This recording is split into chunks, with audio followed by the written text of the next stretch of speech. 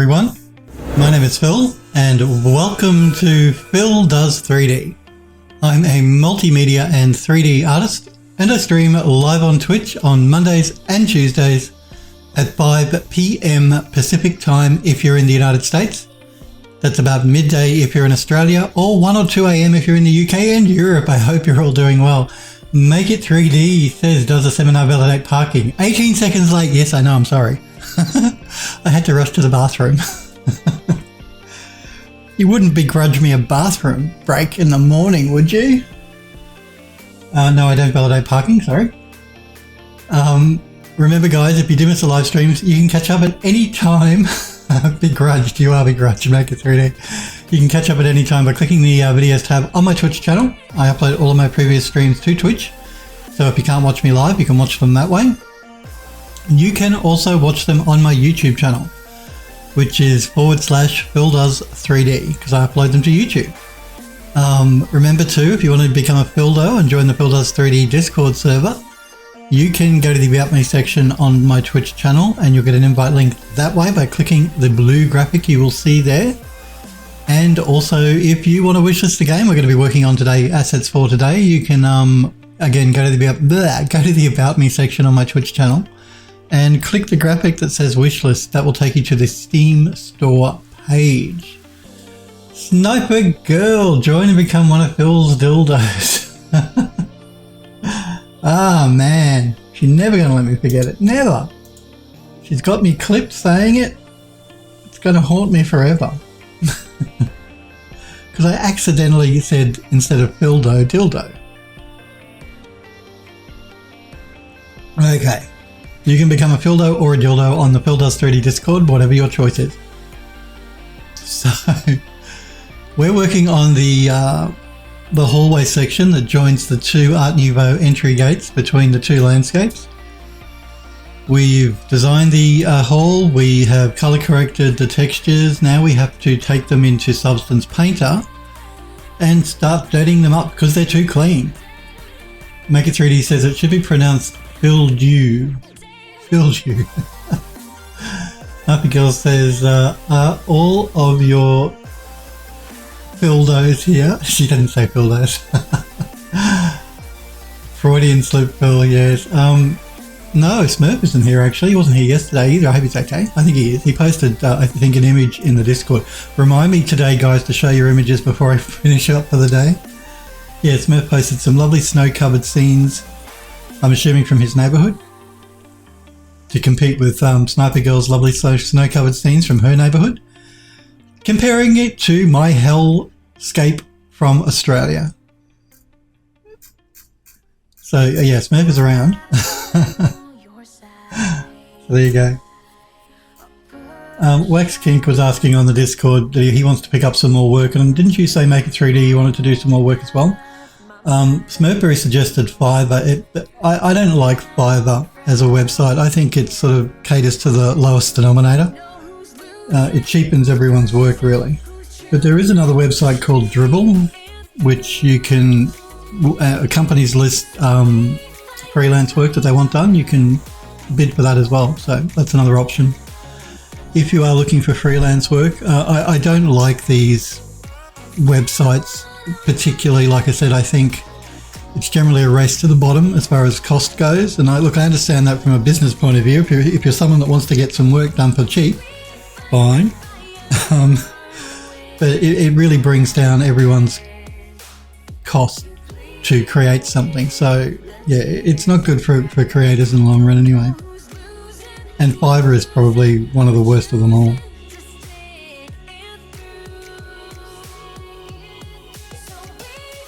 That's why you'll notice on sites like Fiverr that a lot of the artists that bid for work are from non-English speaking countries. And that's because the cost of living in those countries is so much lower than, say, living in the United States or Europe or wherever. So they can afford to outbid you because their cost of living is much lower. Oh, there's Smurfberry. Smurf is here.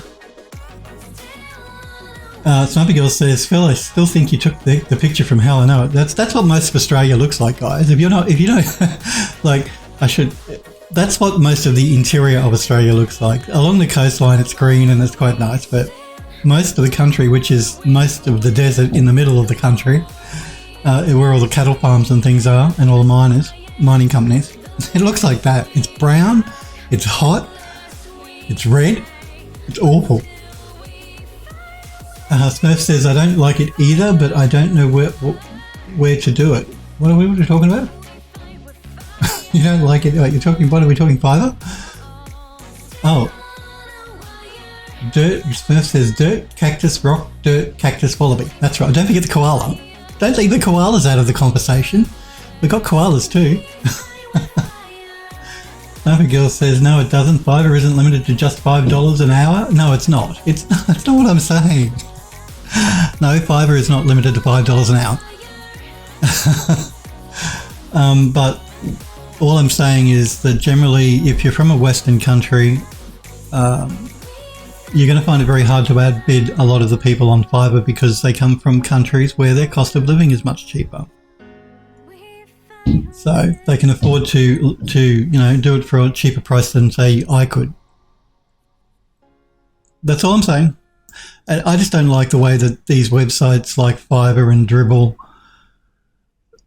devalue your work, really, because you're basically going to keep cutting your price and cutting your price and cutting your price until you get the bid, and by which stage, if it gets so low that it's not worth it gets to not be worth your while doing it, because your time is more valuable generally doing something else.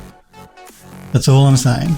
A race to the bottom is never good for any industry, but these websites are not going away, so I'm just going to have to learn to live with it, aren't I? What I do is I just don't do any work on Fiverr or Dribble. But listen, I know a lot of you guys are desperate to get some work, so they are options. That's all. Another girl says, okay, was honestly looking at paying somebody to draw up my character that I play as in D&D. Look, likely pay about $150, $200 for it, which I think is which is fine. That's good. That's good. You're one of the few that are like that, though, Sniper Girl. On Fiverr, yeah. Look, if you think you know what something is worth time-wise, and you would because you work in 3D, you do 3D, that's fair enough. But a lot of the companies that go to places like Fiverr, or a lot of the individuals that want some work done from Fiverr, don't really know what the work entails, how many hours it takes, and how much work is involved, and therefore they want it done for virtually nothing. And they will get some people that will do it for virtually nothing. Just be very careful if you're using, let's say, Fiverr, because a lot of the people that will take the work on for you are not English-speaking native language. You have to be very clear in exactly what you want them to do. Like, I'm not saying that their work is any worse than anyone else's. It's not. It's just because they don't speak English as their first language. Communicating exactly what you want can be more difficult, so make sure you're really specific. And you won't have a problem, but as long as you're specific. A lot of people that say that I went to Fiverr and I got somebody to do something for me and it wasn't what I wanted, weren't specific enough. They just assumed that the person they were talking to was English speaking like them and understands everything like they do, and so you've just got to be really specific. They would be my words of advice if you're using Fiverr, either to get somebody to do something for you or as a person that takes on work for somebody else from Fiverr. Sniper Girl says, I guess, they usually have a basic, a standard and a premium pack. Yeah, they do. Get revisions if you need. Yeah, generally I think they allow about 3 revisions. So that's true. And of course, each tier, it costs a little more. But I even think on the basic tier, they give you 1 or 2 revisions anyway. Again, I haven't looked at Fiverr for a very long time. But just be clear. That's all. It's not just Fiverr. When I take work on for anyone, there's always going to be times when they think they're going to get something they're not, or they think they're paying for something they're not, or I don't know. But I build revisions into my contracts as well, so I allow 3 revisions on all my work. That's sort of built into the contract. But you must make sure if you're doing freelance work that you build those sort of clauses into your contract. Otherwise, you're going to have them coming back to you as many times as they can get away with trying to get things changed. And that's time. You know, every time you've got to make revisions, that's your time. So, and that's worth something. Never forget that, guys. Your time is valuable. Another girl says it depends on the package. Oh, okay. Yeah, again, I haven't looked at Fiverr for a very long time, so they may have changed things a little bit. Okay, so enough talk about freelance work, I guess. All right, so we did the color correction on this entryway, which is what we're going to be dirtying up. So basically, it's too clean. Even though these are photogrammetry assets from Quixel Megascans, they're just too clean. I want them dirty.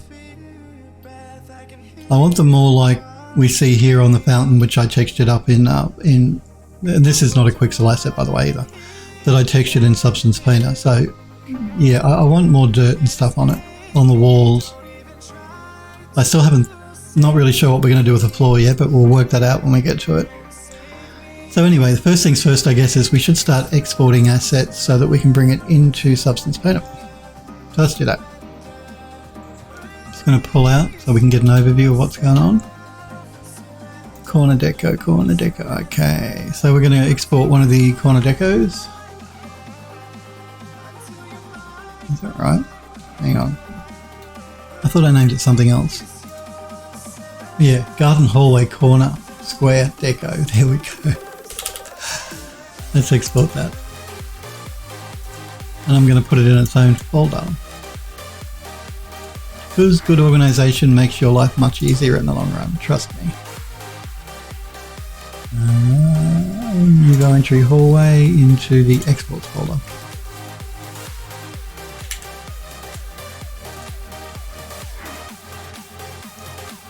Okay, and then we have, say, the corner piece here, garden hallway short hall. Short. Yeah, okay.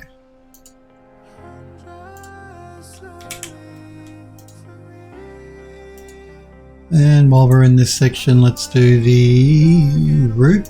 So hallway short beams.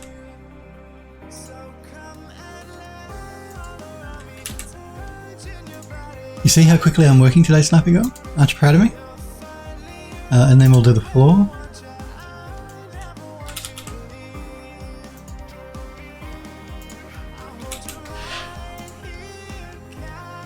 Okay, so ceiling, floor, we only need to do one wall because we're going to duplicate it for the other side. Then we're going to go to the column.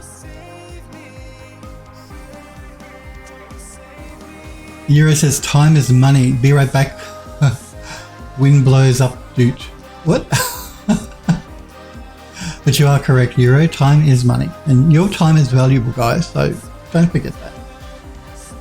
Make It 3D says Control X is a shortcut for export. Oh. Is it really? I don't tend to use shortcuts very much. Hang on, let's have a look. Alright, let me see. Column. I think I might have forgotten to rename the column. Once I did it on this side. No. Yeah, so let's do the column. So this is going to be garden hallway large column.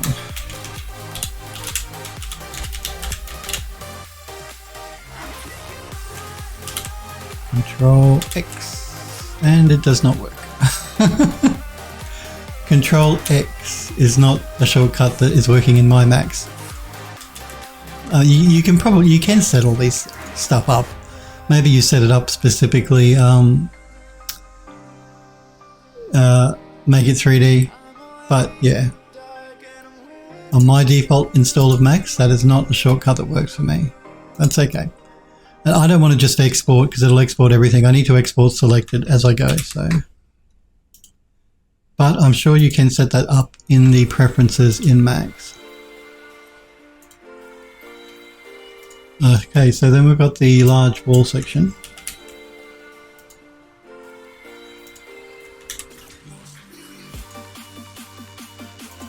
And then we've got the steps.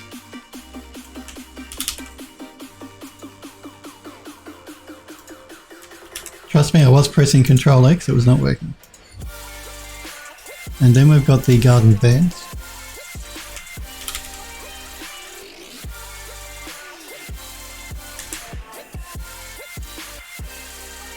And then we've got the garden soil, which I probably won't be taking into Substance Painter. I'm just going to be putting a soil texture on top of that. But I still need to export it. Okay, then we've got the short column.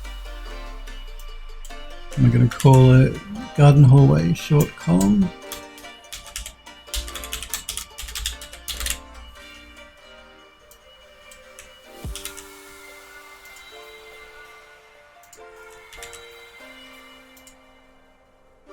Okay, and we're just going to duplicate those around for the rest of it. Then we've got the base of the fountain, so fountain base.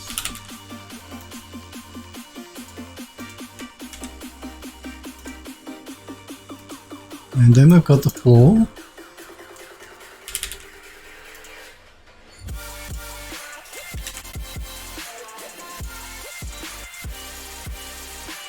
Okay. Now, the windows are separate objects at the moment, the window frames, so I might just export one of them as well, in case I want to retexture it. I may or I may not, we'll see how we go. Window frame.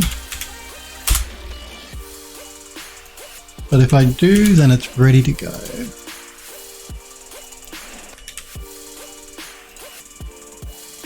Alright, so I think that's everything we need for the ground. Now we need the outer corner. So, floor borders. Now, with some of these assets, the way that it's UV mapped currently is these assets are sharing the same UV. So this floor border shares the same UV as this floor border and the one over here and the one at the back, which means when we texture one up, it's going to duplicate that texture on all of them. Now, I don't know if I want that or not. We'll see what it looks like when we start to repaint it. If it looks like we're going to start noticing the repeating pattern, what I'm then going to do is I'm going to go back into Max. I'm going to bake these sections out to their own texture map with no overlapping UVs. That way we can texture them up individually, and I'm just worried about noticing a repeating pattern on anything that shares the UVs, which these floor pieces will, these ceiling pieces here will as well.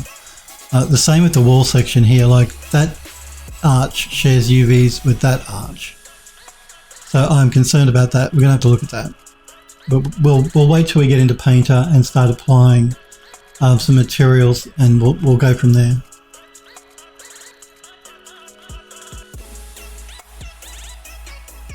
Make it 3D. Oh, it says Control X unless it changed, and I forgot. Sniper Girl says I thought it was Alt F4. Make it 3D says might be. I bashed the hell out of Max to get it the way I like it. He says, I have Control X as export selected. Yeah, you can. You can set all of that up in Max. It's quite easy to set up your shortcut keys. I don't tend to do that.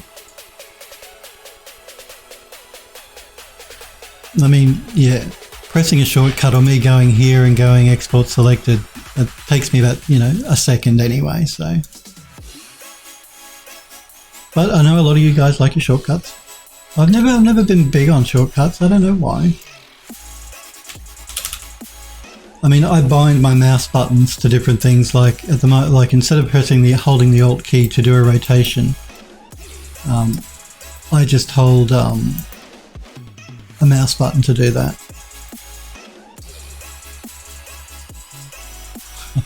He says as he can't. There we go. Yeah, no, I just use a mouse button instead of holding the Alt key down. So basically I have a button on my mouse which is mapped to the Alt key. What did we do? We just did that, didn't we? Okay, so then we need this piece here.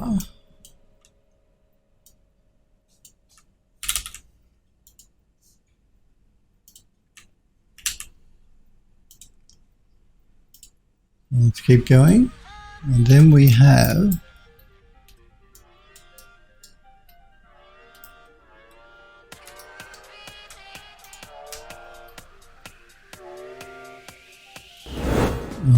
then we have the ceiling.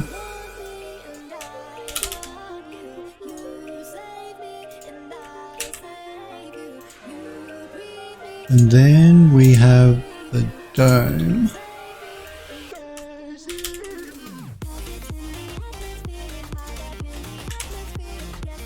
And then I think the only thing that will be left will be these outside turrets.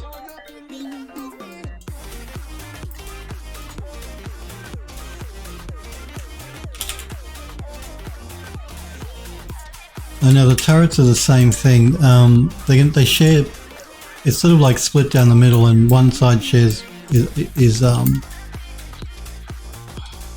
we go. They share UVs, so we may have to rebake those as well. But aside from that, I think that's everything. The fountain I've already done, so we don't have to worry about that. So let me just double check now to make sure I haven't forgotten anything. We've got the floor, we got the short wall, we got the large wall, we got the column, roof, dome, garden bed, soil. I think we're good. I don't think there's anything else I've forgotten. We'll find out soon enough, I guess.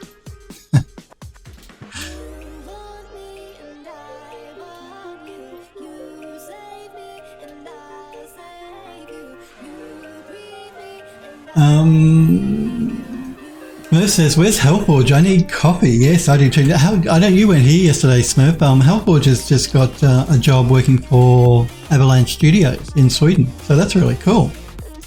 So maybe he's working, or he's having an early night so he can go to work. I don't know. So yeah, congrats again to Hellforge for getting that job with Avalanche Studios.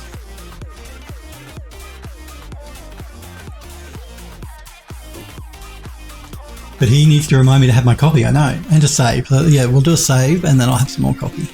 There we go. So thank you for the reminder, Make It 3D, copy and save.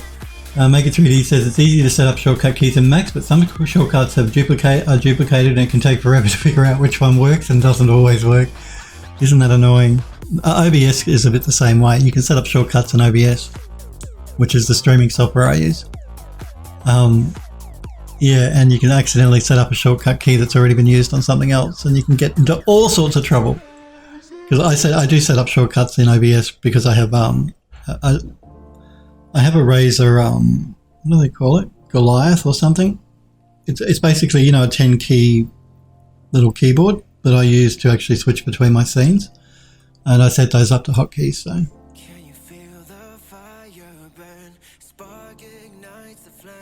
What is it? It's Razer Nostromo. That's right, Razer Nostromo. One of those mini keypad things. Yes, so some of them do have duplicates, Make It 3D, you're correct. Android Lust, hey, Android Lust says, morning, evening, everyone. It's good to see ya. Sniper Girl says, hi. Euro says, rebooted to install. Oh, wasn't that annoying? I did all the updates this morning from Windows, and Windows 10 and 11. And I've got like 5 machines to update. So it takes a good hour or more to get them all done. Yes, updates. Having to reboot after updates. Macrium having to reboot after a Macrium update. Macrium backup software. Euro says, then Wind Blows wants to install more updates. IQ2 and Samsung Magician. Oh really? I haven't updated my Samsung Magician. I have to do that. I didn't check that one. Yes, it is. It's annoying. Smurf says, I ignore IQ updates. Android Lust says, it's Sniper Girl, always good. Smurf says, keyboard software shouldn't need many updates. Yeah, well see, I have the Razer software, obviously, because of my mouse and my mouse pad and my mouse. And I also have the keyboard software, which one is that? The Rockhat one. This one. So I can set up my keyboard, and that needs to be updated pretty regularly as well, which is really annoying. So yeah, all of these bits of software, and then like I said, Macrium did an update last night, I think it was, and Windows did all their updates this morning. It's funny, you know, with the Macrium backup software, I bought it, I paid for it, but you can download it and use it for free as well. Just some of the features aren't in the free versions that are in the paid version.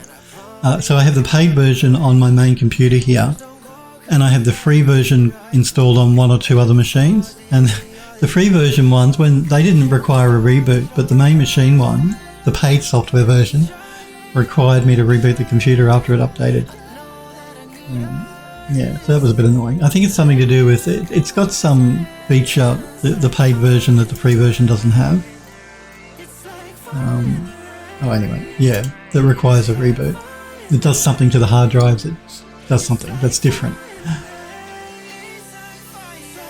Euro says, I try to get all my updates done just after Patch Tuesday so I don't have to reboot for a month. Yeah, I'm the same. I like to get them out of the way as soon as they've been released from Microsoft, and then I don't have to think about it for another month as well. It's the best way to go. That and the fact too that these are security updates. So the quicker you get them done, the more secure your system is. So it's important to get updates done regularly, as soon as they're released, really. I mean, I know I hear people say, oh, I don't want to update because I don't trust Microsoft and something will break. I want to wait. I update all the time immediately, and I have never had a problem. Now, I don't know, I'm not saying that's me. Some people must, but you generally are pretty safe doing an update straight away. Microsoft are pretty good. I'm not saying that they're always perfect, but they're generally pretty good. And I've never had a problem.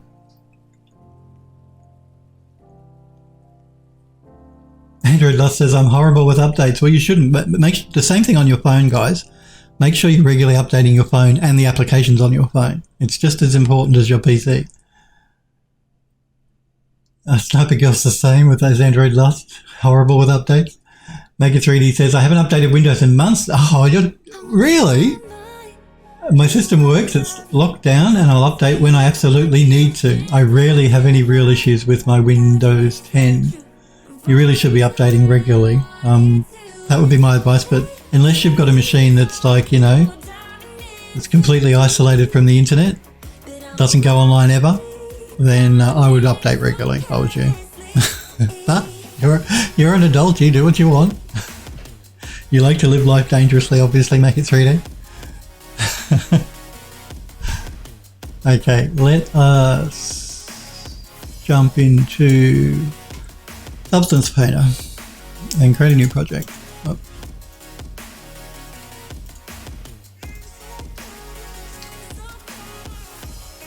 And we want Nuvo entry hallway exports, and let's start with the large column because it's the first one in the row. We're going to do all of these in 4K. The engine will knock it back to 2K when we import them anyway. We're not doing bake outs from high to low here. We're sticking with the low, but we're just going to bake out using the low poly mesh as the high poly mesh, just so we can get our curvature maps and stuff.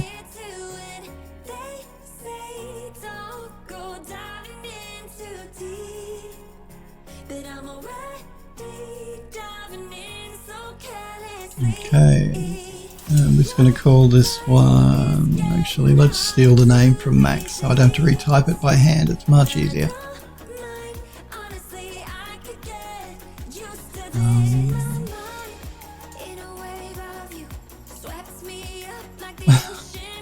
Why? I think pressing Control X cleared, thank you very much Mega3, cleared my name. Wow, okay. Let me rename it again. It has no name at the moment. And we're just calling it large column. It's the last time I listened to you, dude. There we go.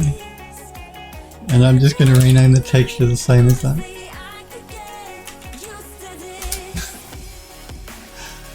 Okay. Let's save this. And again, we're going to save it as that same name. And into my exports folder will do. Alright, let's bring the current texture in. So we're going to add a fill layer. I just need to check what texture that is actually using.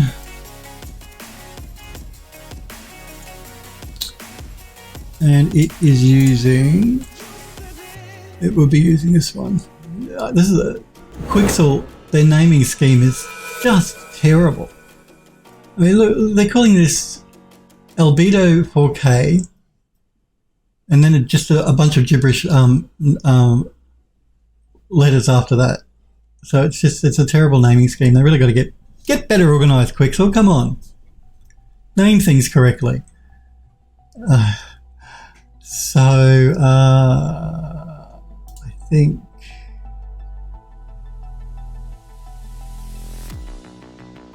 Oh, look, let's jump in. It's going to be a nightmare, I can tell you that now, because of their naming scheme.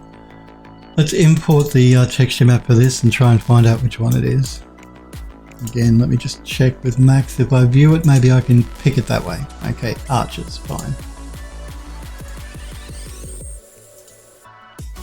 Textures, so we want arches. This one here.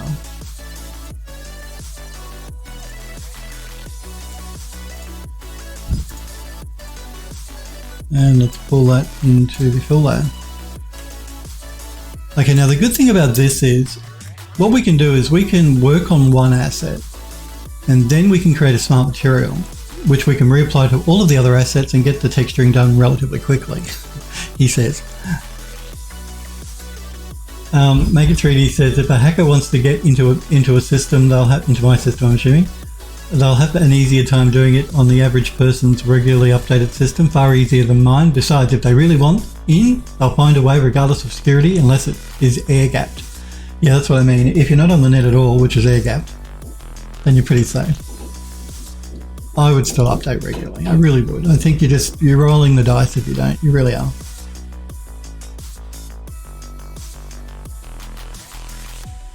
Android Lust says, all this update talk made me check my graphics driver. I haven't updated it since December 2020 apparently, which is about the same time Cyberpunk came out. Time flies too fast, it certainly does. So you've got a graphics driver that's over a year old.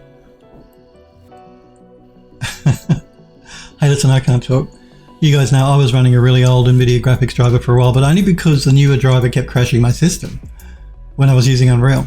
But I found out that was nothing to do with NVIDIA's driver. It was nothing to do with Unreal. It was because of the, and I've mentioned it to you guys before, I had unstable overclock on my memory, and that was what was causing the crash. So again, if you're an Unreal user and you find that you're getting direct 3D device lost or something, those sort of errors popping up when you're trying to use Unreal, check the overclock on your memory. Now, yeah. So, and I was even using an XMP profile, so don't think that if you use one of those XMP profiles, which automatically overclocks your memory for you using values that supposedly have been checked by the motherboard manufacturer to work, or by the RAM manufacturer to work, don't assume it will work, because that was my problem. I just thought, oh, I'll select XMP1 and we're good to go. And yeah, Windows was fine, gaming was fine. But Unreal is really sensitive to memory overclocking, and anything that is just a little bit out will crash the editor. So if you play games that use the Unreal Engine and you're getting direct 3D device lost, my first go-to would be check the overclocking on your memory, because that's what fixed it for me. So anyway, that was the reason I didn't update for a long time my NVIDIA driver, because the old driver I was using didn't crash the Unreal. Even with the bad overclock.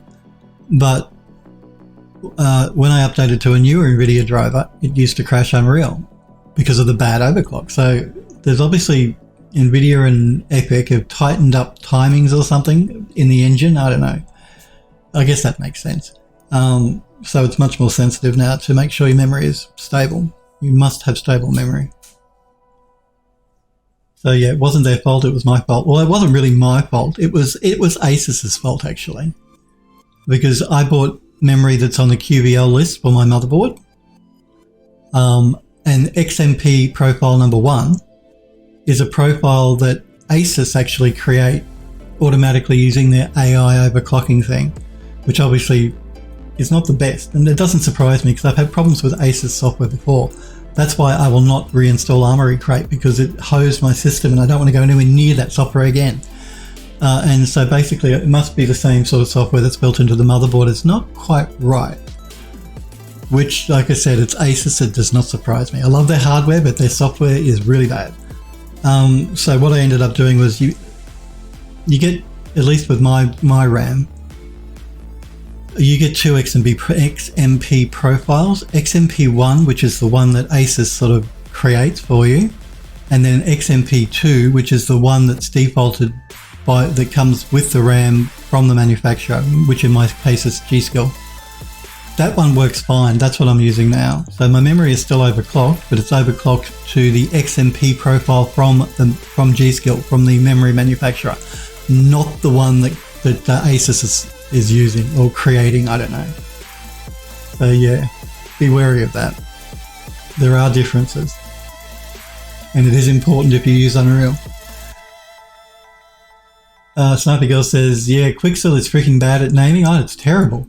Smurf says, speaking of memory clocks, I think I fixed my long-standing issue with my computer's weird boot issue. Tell us.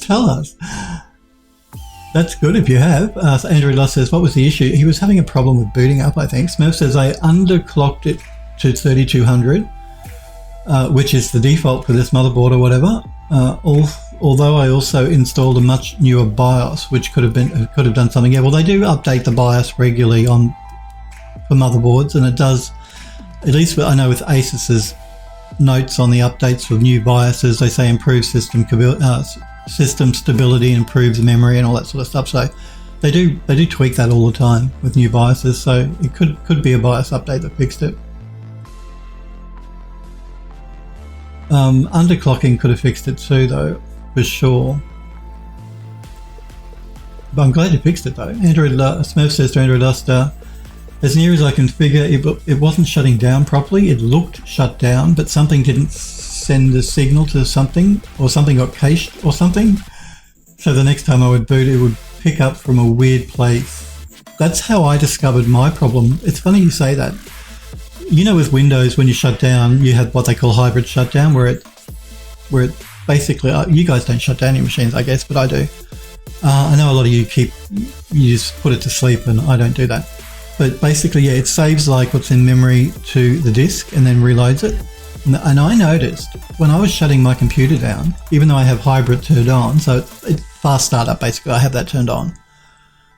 I noticed that when I restarted the machine, it started from, like, you know, the spinning dots you get when you do a normal reboot. You don't use fast startup, you go reboot, and you get those dots as window loads. Whereas with fast startup, you don't get that. You just get the splash screen for the motherboard logo, and then Windows boots. You never see the dots. And I noticed that I had fast startup turned on. I was shutting the computer down, but when I rebooted it, it was doing the spinning dots as if it was rebooting from a cold start. And that's what led me to look at the memory overclock, and that's how I discovered what the problem was. So if you're underclocking your memory, that could certainly have fixed it too. Because even though I didn't end up underclocking, I still overclock like I always have. I'm using the second XMP profile now, so the stable one from the memory manufacturer, not the unstable one from Asus. Even though, like I said, I bought the memory that's on the QVL for my motherboard, so theoretically Asus's XMP1 should work, but it doesn't. Smurf says, all that would happen is the CPU and the LEDs would turn on and nothing else, no post. He'd wait, and the fans and the LED, not CPU and LEDs. Andrew Lutz says, thinking about it, I have a friend who had a similar problem, but he blames Windows 11 for it since it didn't happen when he had Windows 10. There's a chance he's overclocked his memory. Look, I really, really, really advise anyone having a problem that thinks it might be their graphics card driver or something else to check their memory overclock. If your memory overclock is even a little bit unstable, you're going to have all sorts of issues. Windows rebooting, Windows blue screening, the machine restarting. All sorts of issues can be caused by a bad memory overclock. And I had none of those problems. Windows was stable with my bad overclock. Windows was stable. Unreal was stable using a really old NVIDIA driver. None of my games crashed. They were all really stable. But it was only when I updated the NVIDIA driver to a newer version that Unreal started crashing. and I didn't test games with the newer driver because I always reverted right back to the old driver because I needed to use Unreal. It was memory overclock, bad memory overclock. Because I'm running a new NVIDIA driver now, and I've not had an issue. So yeah, if you're having any problems, always check the memory overclock. Don't assume that the XMP profile that you select in your BIOS is going to be correct. At least not with Asus, not with my motherboard anyway. It really was very unstable. Smurf says, I have DDR4 3600, but the board or the CPU wants 3200. In theory, the board is supposed to be smart enough to set things correctly for 3600 because it's a gamer Asus board. Again, I don't trust Asus's well, whatever they call it. I can't remember what the word is for AMD machine systems to overclock. Intel systems, it's XMP, and AMD, it's got some other word, some other name. But don't assume it's correct, particularly if it's an Asus motherboard. I don't trust their software. Yeah, and I think their XMP or whatever their version is on AMD, it interrogates the memory to try and get the best settings, the fastest settings, and it just doesn't do it right. At least on my computer. So I don't trust Asus. I just don't trust it. I don't trust the software at all. I would never, ever, ever, ever, ever use Asus software again on my machine. I love the hardware. I will buy another Asus motherboard, but I will never use their software. Not in a million years. Smurf says, I never bothered trying to tweak base clock or timings by hand. I don't either. That's way too much work. Way too much work. That's why I use the XMP profiles built into the thing. Smurf says, my previous Asus board had no problem with simply setting the RAM frequency, but that's a 14-year-old board now, and back in those old days, 1600 was the hot speed. Smurf says, although that was also an Intel system. I have one AMD system, but all of my others are Intel. I like Intel systems. I just find they integrate well with the software that I use, and they work well with NVIDIA graphics cards, and yeah, so it just works good for me. I like Intel, they're good. But AMD are good too, but yeah, I have fewer problems with Intel systems. Except for this XMP Asus stuff. Just be careful of Asus's software, that's all I can say. Because it drove me nuts for months and months and months.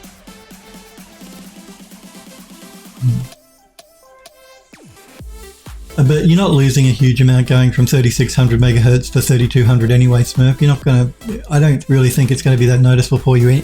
I mean, maybe you'll lose 1 frame a second in a game or something, but if you're running at 3200 compared to 3600, you're still running speedy memory, so you should be fine. You're not going to be losing much. Smurf said, so it could have auto-clocked better due to the lower RAM frequency, or because it was Intel, who knows? Well, you got to remember, once you start getting above 3000 megahertz for memory, that's pretty fast. You know, it only takes a small problem to cause an issue when you're overclocking the bus that high. And of course, the more memory in your system, the more unstable it can become. So, like 16 gig won't be, 32 gig can be more unstable to overclock than 16 gig, and 64 gig can be more unstable than 32 gig. You know what I mean? The more memory the memory controller has to deal with, the greater the chance that you can have issues with an overclock. Or even just the hardware built into the motherboard might not be up to the task to carry that, you know, between the CPU and the memory, that signal. Smurf says, yeah, I haven't noticed the loss of 400 megahertz. You won't. It'll be fine. Bra, have you seen the DDR5? I have. 9000. I think G-Skill just came out with some DDR5, which is like 9000 megahertz. But I've seen tests done by like hardware, you know, the guy with the long hair. I can never remember his website. Hardware Nexus, I think, where they did a speed comparison between DDR4 and DDR5. And they're pretty much equal, even with the higher frequency memory. I think the timings are looser on the higher frequencies, so I think it balances out in the end. But that's just because this is the first iteration of DDR5. Once they start after a year or two when they start iterating it a bit more, it will get faster than DDR4 for sure. But at the moment, it's expensive and you don't really get a huge performance gain from DDR4 anyway. So, which is why I bought when I did, because I was never intending to buy into the first generation of DDR5. Because I mean, we all knew Intel were bringing out the 12th gen CPU, which was DDR5, but I knew it would be expensive. I knew it would be hard to get the memory because of shortages, and I also knew that being a first iteration, it's not going to be hugely faster than DDR4 anyway. So my intention is to wait and upgrade my system to DDR5 in a year or so, once we're into the second generation of DDR5 and it's gotten a bit cheaper. Android Lust says, I tweaked the base clocks on my old system. I'm pretty sure I ended up reverting it back because I felt that there was a noticeable difference for something that could be unstable. That's why I don't overclock my CPU. The only reason I overclock my memory is because I bought 3600 megahertz memory and I wanted 3600 megahertz. And the only way to get that is to turn on XMP or to do it manually to overclock it. Otherwise it defaults to like 2133 megahertz or something. And I thought, well, I'm not going to lose, 1300 megahertz just because I'm too worried about flicking a little switch in my BIOS that says use XMP. So, but I'd never do it by hand. It's just way too much work trying to overclock by hand. And I don't overclock the CPU. Snubby Girl says, well, Phil actually do through. Hey, come on, I've been good all morning. Android Lust says no. Smurf says, well, I started talking about RAM. Snubby Girl says, it's Phil. That's just the latest excuse. All right. Let us knock back the shine on this because we don't want a shiny column. So we have the base color, and yeah, it's too clean. So we've got to try and dirty this up a bit. So let's jump into our smart materials. I guess we'll start with the dirt layer. We'll go from there. We have a couple of dirts. I'm just going to see what the different ones do. Yeah, this one does virtually nothing. Let's have a look at this one. Yeah, this I don't really like the way this adds dirt to things. I mean, it can be useful, but not so much at the moment. I'm just going to turn it off for a minute and go through, see what else I've got. Let's have a look at this one. I'm going to turn it off but keep it on there, and let's have a look at this one. Now this one's much more subtle. It's actually putting the dirt in the edges here, which I like. So I think we'll keep that one because yeah, that adds dirt to the recessed parts of the model, which is good. So this is a good one.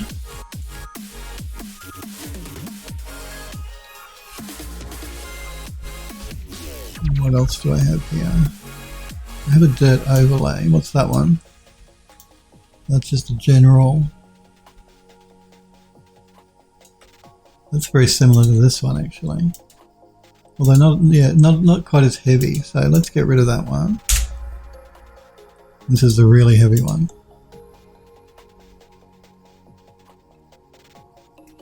Alright, let's work, see what we can do with this. So we have the edge cavity dirt, which I like. We don't have to really make any changes to that. But then we've got this overall dirt. So what I might do is I'm going to group both of these. I'm going to do that.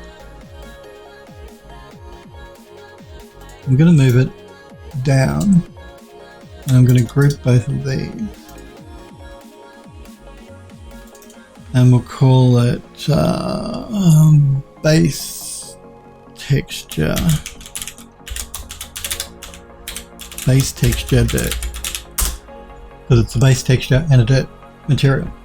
And let's add a smart mask on top of that. And get rid of this dirt. And let's go with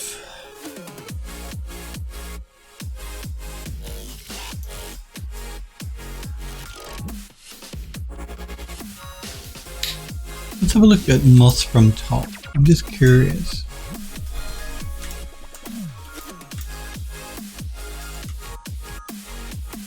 Okay, now it's not doing what I want it to do. I'm just going to undo that. Because I put it on the wrong layer, I think, yeah.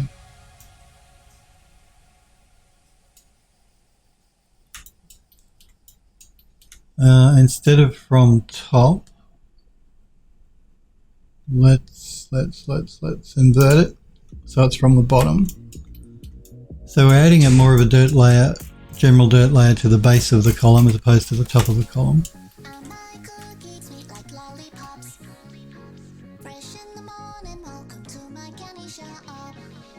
Did I do a bake? Did I forget to do a bake? Hang on. Yeah, I think you were correct, Sniper Guy. I think I did forget to do a... Or did I do a bake? No, I did do a bake. You can see it here. They are baked. Although I don't seem to remember doing a bake. No, I would have, because I changed it here. I did do a bake, yeah, and I used a low poly mesh. So I did bake out. Andrew Dust says it looks like the bakers, yeah, they are. Playing, yeah, sorry, that's somebody next door with their door slamming as usual. My apologies, guys, it's right near my microphone here. Andrew Dust says, sounds like someone was pissed when they closed that door. Yeah, it's very annoying. People can't close the door normally. Gotta slam it. Playing, yes, playing Smurf.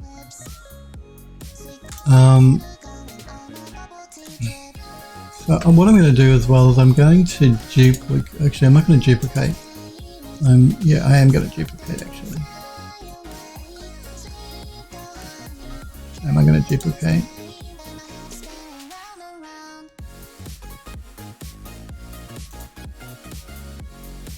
No, I'm not going to duplicate. I'm going to go back to my smart materials. Actually, we have this dirt layer here. Let's see if we can't do something with this by changing the blending mode. We will change the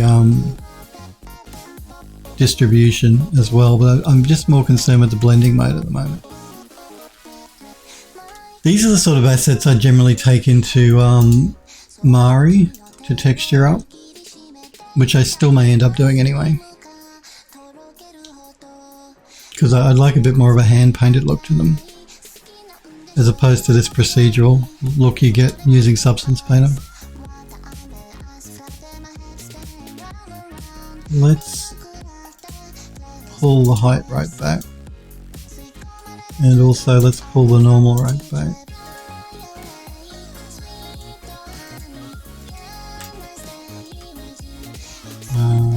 Let's change the blending.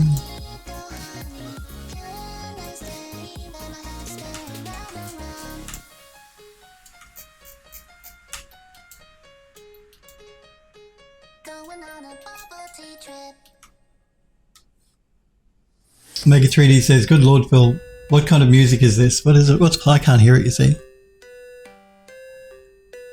I feel like this should be a 12-year-old girl talking to my friends on TikTok after bedtime while hiding under the covers and giggling over the new boy in school.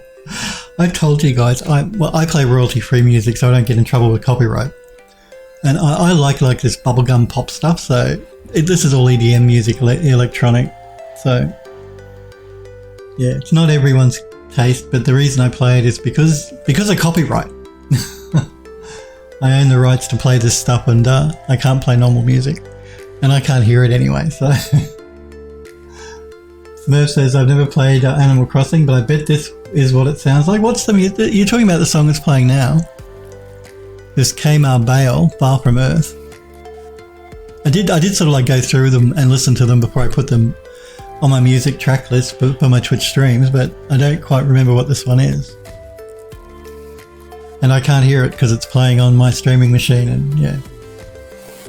if I was to sort of like turn up the volume, then it would get feedback through my microphone and it would just be a nightmare. And if you've got enough viewer points, you can request that I turn the music off. That's one of the rewards for viewers. It's called no music.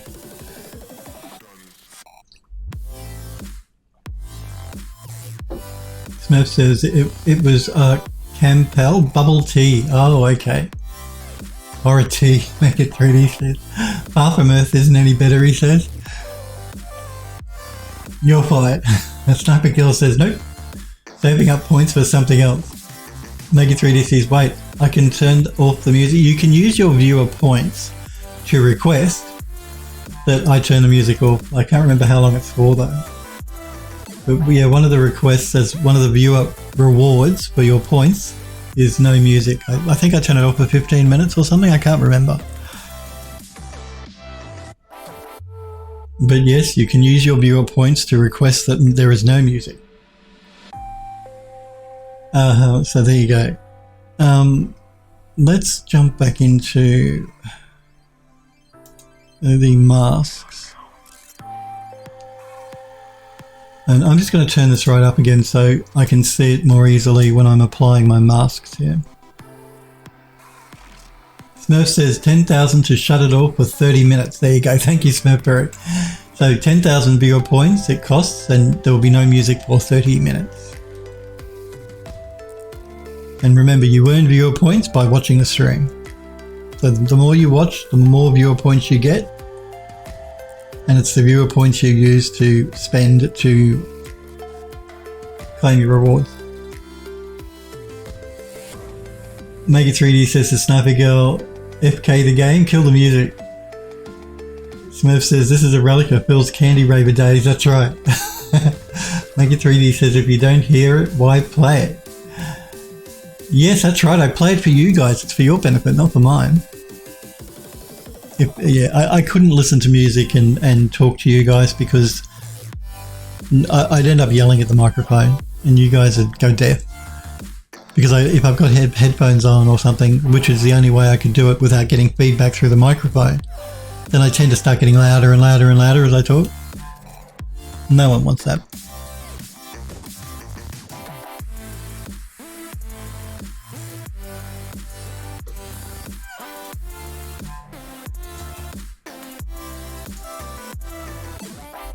Not all the music's that bad anyway. I've listened to some of it. Some of it's quite alright.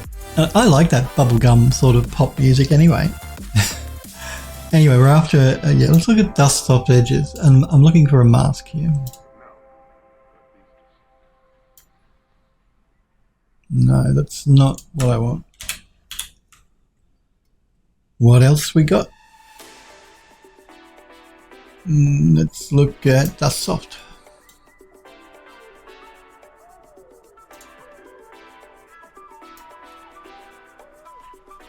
No, again, I've got this much darker than it's going to be, so I can just so I can see it much more clearly. Now, this is what I was telling you about repeating patterns. Because the column shares UV space, they're overlapping UVs. The pattern we have here for this dirt blotch is the same as the pattern we see here for this dirt blotch. And this is going to be my concern with most of those assets. Same here and here. So it's basically mirroring it. And that's what I'm worried about when we come to texturing these pieces up, which is why we may have to end up doing a bake out so that we don't get this duplication going on.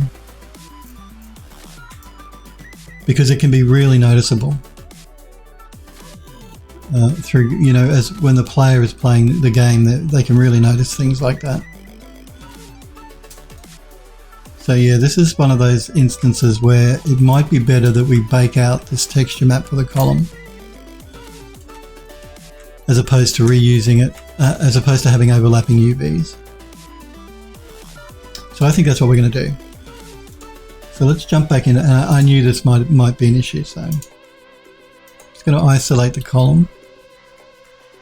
We're going to bake to, actually I need to make sure that we have UVs for the second UV channel. So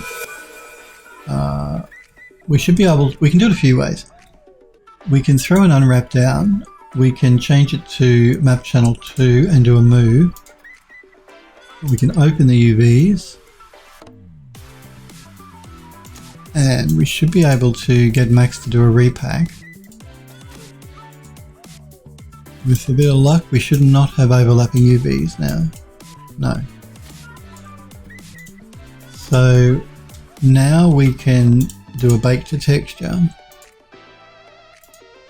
Remember, bake to texture is new. You used to do render to texture, but the new one in Max now is bake to texture. It gives you a much better result. We're going to use the diffuse. We're going to, again, render out at 4K. I'll leave the name as large column underscore diffuse, that's fine. We're going to put these in their own folder though, because again, it makes it easier if we're nice and organized. So, UVO hallway, we're going to call this one baked.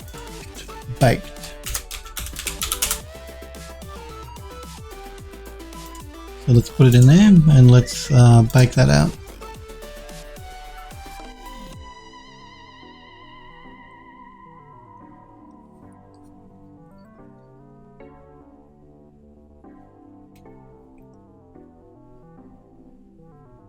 Hang on, what's going on here? What's this? What's Euro? Sit up straight, Phil. Okay. Euro has used his points to tell me to sit up straight.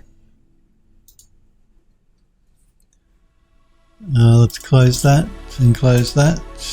Now we need to re-export this with the new UV. Actually, before we do that, we need to assign a new texture.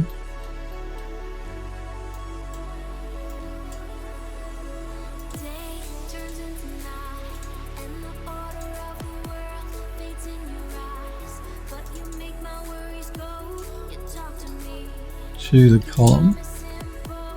And then we have to change the channel info and copy UV channel 2 into UV channel 1. Now I'm going to keep UV channel 2 here. Normally what you do is you clear that channel, which saves a little bit of file size. It reduces file size slightly. I'm going to keep it here because what I'm going to do is when we bring this into the Unreal Engine, we're going to use UV channel 2 as the light map channel. So channel 1 is the UV channel for the texture map. Channel 2 will be the same UV channel but for the light map. So we're just going to re-export this again. Overwrite the old one. Why didn't you want me to overwrite the old one?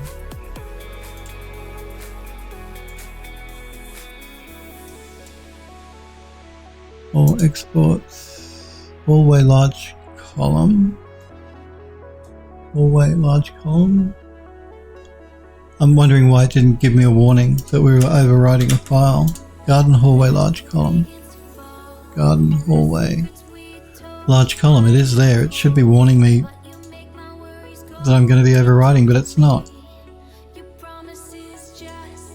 Why is that?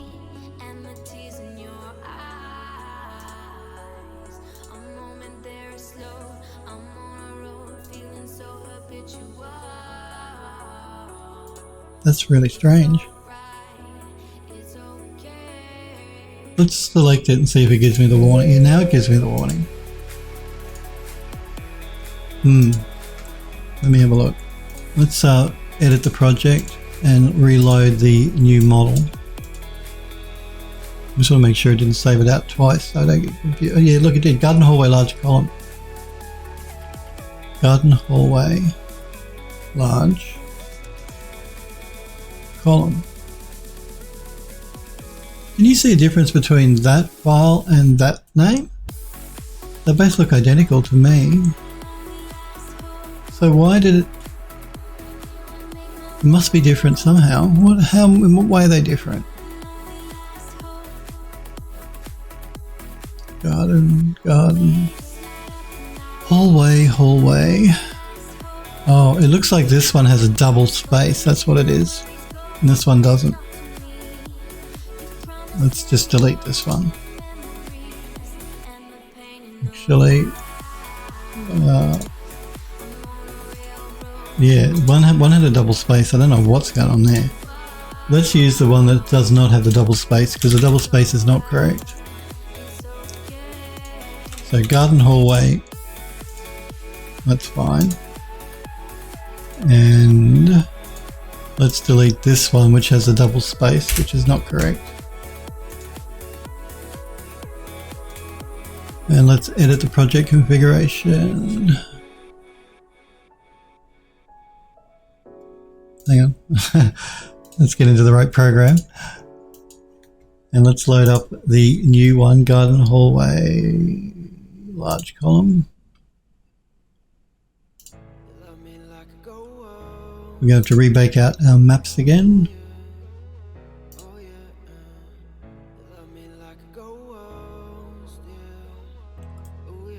Jesus, it feels warm. My air conditioning should be on, but it does feel really warm in this room. Let's rename this garden hallway large column, and it cleared my, because we basically used a new mesh, it cleared our layers completely, which is a bit annoying, but that's okay. We didn't do much. So let's go back to our dirt, and we want it.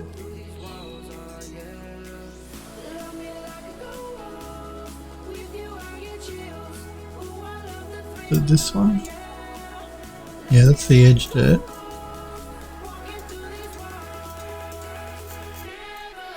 We need to add a fill layer again.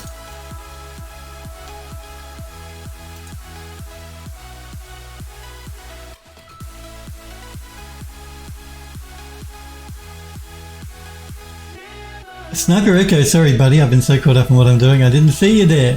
Hey Sniper! How was the pub, Euro asks? Yes, how was the pub at 2 AM in the morning? Sniper says, restocking currently. Smurf says, why yes, I can read tiny squiggles. Yes, I know. It's hard for you guys to see on my screen. Euro says, at this resolution, no. Turn Explorer to detail view and sort by timestamp. Android Lust says, my 1080p eyes can't see 4K Phil. Euro says, let me just grab my magnifying glass. I keep forgetting, I forget my screen resolution's quite high, and when it's streamed out to you guys, it can be difficult to see. I've had people complain on stream before about that. Make It 3D says it's warm because you're in Hellfield. Your ancestors just happened to feel the need to call it Australia. I know it is warm, but I have my air conditioning on and it should be cooler than it is. I'm starting to sweat. I shouldn't be sweating. Just give me 2 seconds. I'm going to check my air conditioning is working properly. I'll be back in a minute. Sorry about that, guys.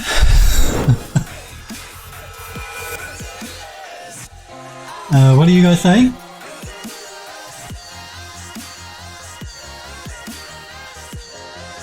It's actually the air conditioner is playing up. What I've actually switch it off. But what happens is sometimes it decides to stop blowing cold air. And the only way to fix it is to actually physically turn it. It's got a power switch above it. So instead of using the remote control, I have to switch it off, which is what I've done.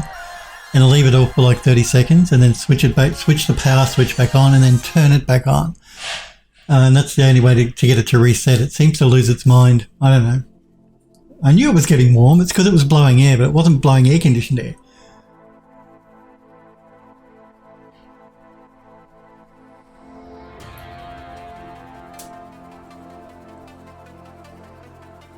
Surf says, furious legendary cello music for changing thermostat. Megatrini says, while the comet hurdles to Earth. Have you guys seen that movie, Don't Look Up? It's pretty good. I enjoyed it. It's on Netflix. Android Lust says, I looked up the weather in Melbourne. It's only 28. That's warm. 28's too hot. I like 23. Or lower. Snappy Girl says, most epic AFK music ever. Mega3D says he probably has cameras panning around him cinematically as he checks the thermostat with whooshing sounds. Mega3D says as he stares pensively into the distance at the wall. I was actually worried my bubblegum music playing in the background might have been playing over the top of my epic cinematic music in the Be Right Back screen. Obviously not though. Andrew Duss says, would you all prefer the music over the bubble tea? Yuri says, I like how Phil plays epic music when he goes AFK. Makes it seem like he's got a long way to go to answer the door. Yuri says weird. Maybe it needs a service, or yeah, it does need a service. I think. I don't think it's a. I don't think it needs regassing. Look, I'm only guessing. It's a combination heater and air conditioner. Those those things that are on the wall that are a combination. The heating on it's fine, but that had to be serviced, and they didn't service the air conditioner when they did that, which was a bit annoying. But I think it needs a service. Yeah, I think that's the problem. I'm going to organise to get somebody out to look at it. Nura says I need to get my air-to-air service, but the weather's too crap at the moment. Android Lost says I saw that movie, I liked it. Yeah, don't look up, it's a good movie. I'm just going to go and turn that back on. Back in 2 secs. Back to the Epic Mini. Okay. Yeah, see, now it's fine. Once it sort of resets itself when I physically turn the power switch off to it. And then it's fine. And it'll be fine for weeks and weeks. And then just sometimes it decides it doesn't want to do the air conditioning and just buy it normal air. We're good now. Bill can get cool. Yura says, yeah, it's basically the same as my air-to-air heating in reverse. Yeah, it's primarily for heating, but I can turn mine on cooling in summer for the... Yeah, that's what this one is like. It's one of those long, thin... You know how you've got the main unit, the big box thing sitting outside, and then on the wall you've got one of those long air conditioner things. That's a combination heater and... air conditioner. That's what that thing is. Make It 3D says, in a world covered in fire and flames, Phil walks across the harsh desert landscape searching for the elusive thermostat. That's right.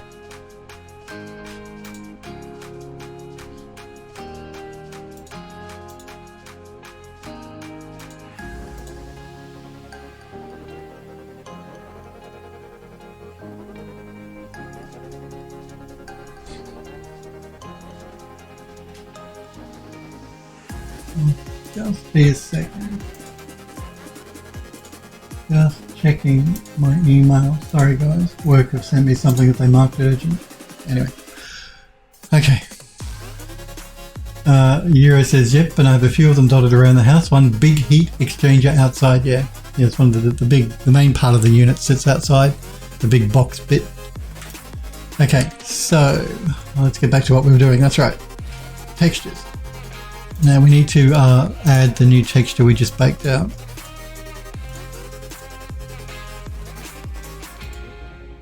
Oh, that's better. I can feel the cool air now. I thought I was getting warm.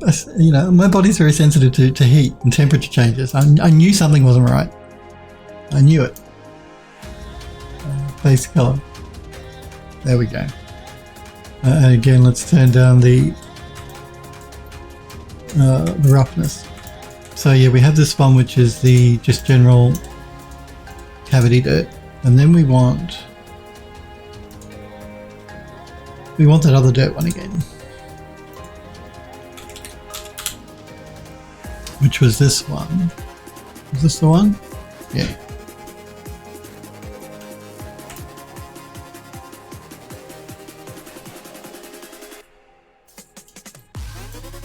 And let's move that one down and add these two back into a group. And let's add a smart mask here.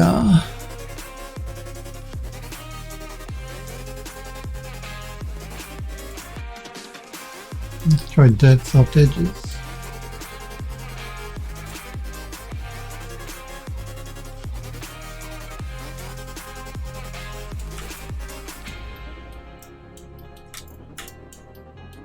Again, I've got it turned up way higher, but just so I can more easily see what's happening.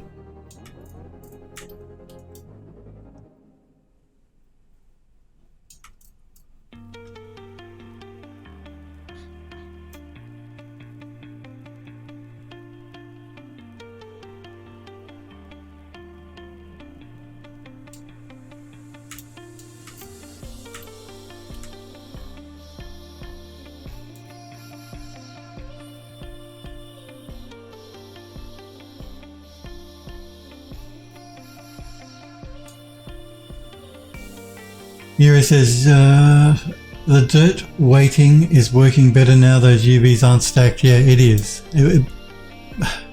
That's always going to be the problem with stacked UVs.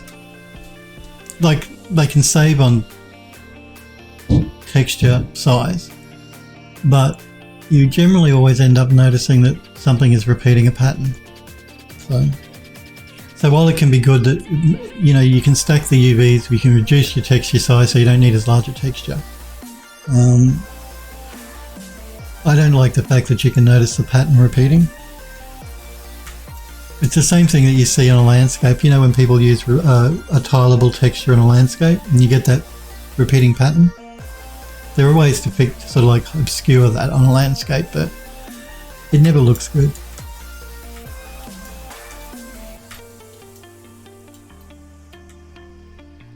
We might just pull back a little bit here on the mix, just a little.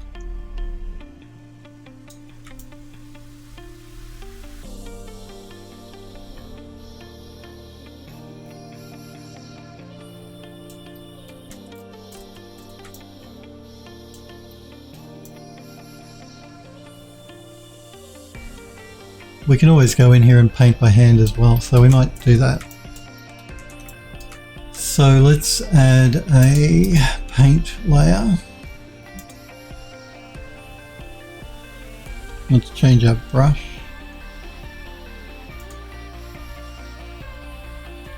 Let's go with this dirt one. I use this all the time. I quite like this brush.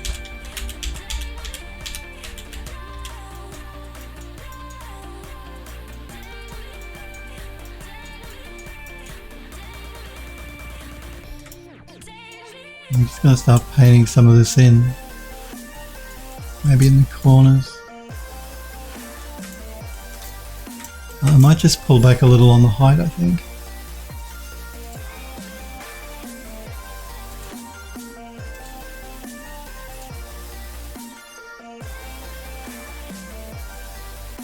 Yeah, we might pull just back a little, just a little bit on the normal map as well.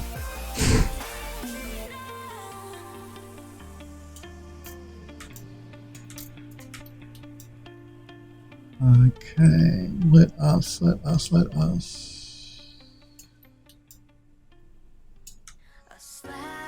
to your size, a push on my maybe dirty up the corner a little bit.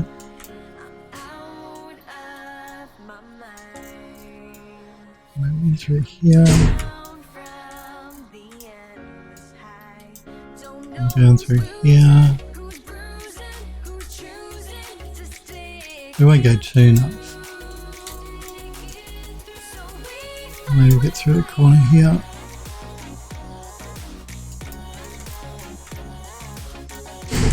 In the corner here. Maybe a little bit under there. And a little bit through here.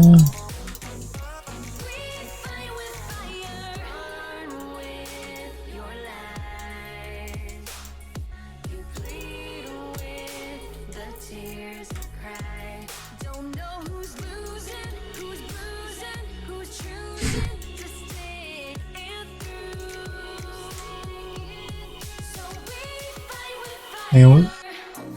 Something else says, yeah, UVs being stacked isn't good. It can be good if you're really going for like, if you really want to reduce your texture sizes and stuff but still keep a good textile density. You can stacking your UVs is you know, it's fine. But it does tend to produce noticeable repeating. So you have to be really careful how and where you use it.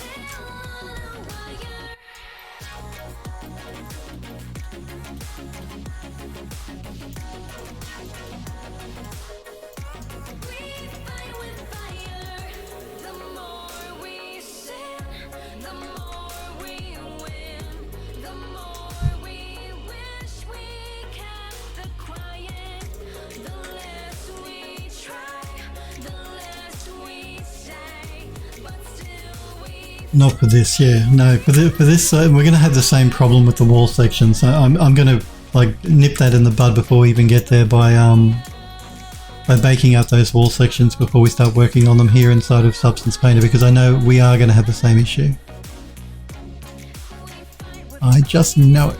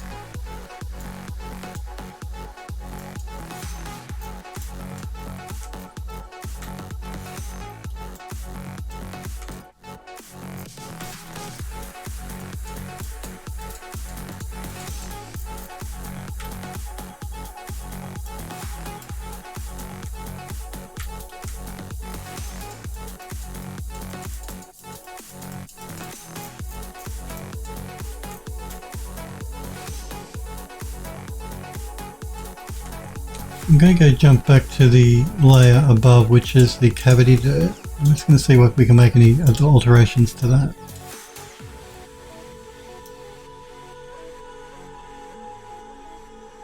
I might just pull it up a little bit.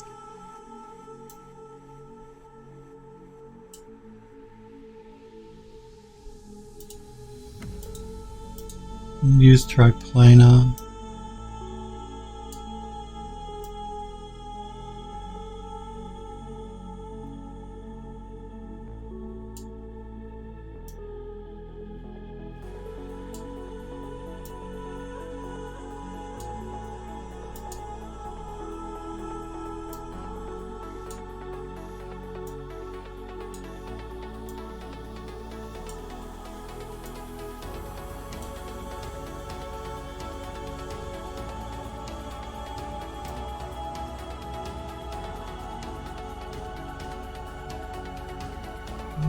Just pull it in a little bit. This is sort of like giving us a general, if you look at like the clearer parts, not the edges but the middle bit here, the level of the dirt from clean to really dirty, hopefully you guys can sort of see that on string here. So we go from more of a clean to just a more of a general dirt. If we go too far then it blows it out. We might just pull that in a little bit just so we've got a bit of a dirt coverage through the middle here.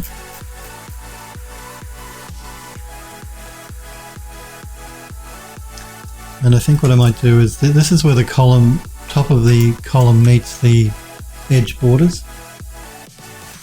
So we might jump back to the paint layer, increase that brush size. And I'm just going to paint in more dirt at the very top here.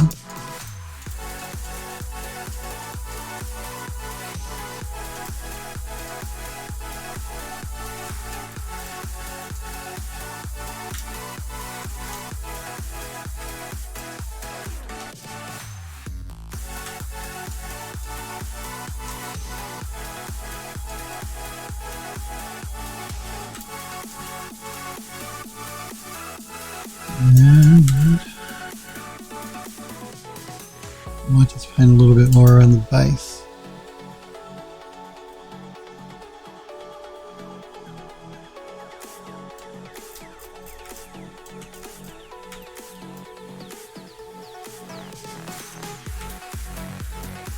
You don't want to go too overboard, just less is more, I think.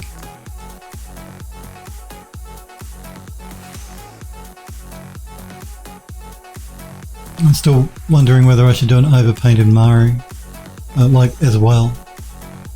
We'll bring this in and we'll see what it looks like. I'd like actually, we may end up doing an overpainted Mari, but anyway. So So what we'll do now is we will save this out as a smart material. I'm just going to call this one edge dirt.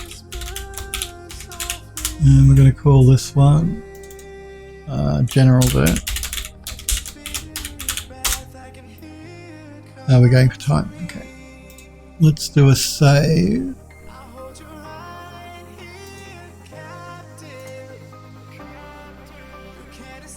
I don't think there's anything else I want to add to it. I don't want to add any gold, although I could. We could, you know. We could add, like, we could make these sort of bits gold. No. Let's not do that.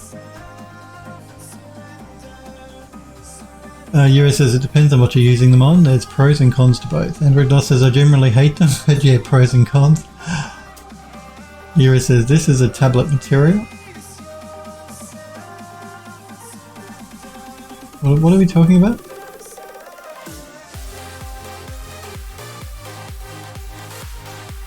What do you mean a tablet material? And she says, yeah, we can see it. What are you talking about? What do you mean a tablet material?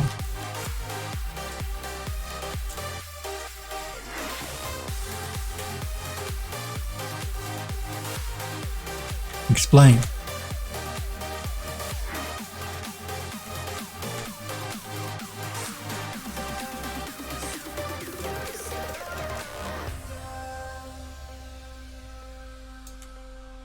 You don't want to explain? Okay, fine. I'll move on.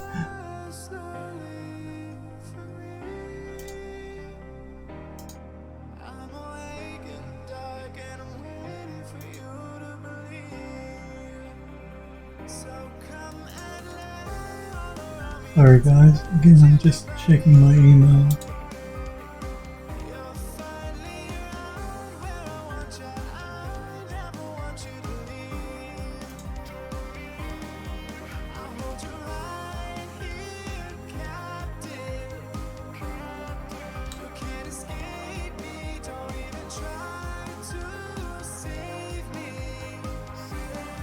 You guys are still there, aren't you? You're very quiet in the chat. What are you guys talking? What do you mean tablet material? You've got me curious now.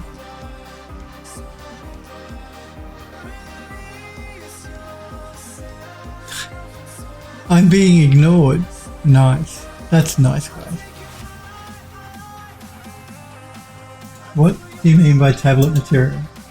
I'm curious. Do you think I'm doing something wrong?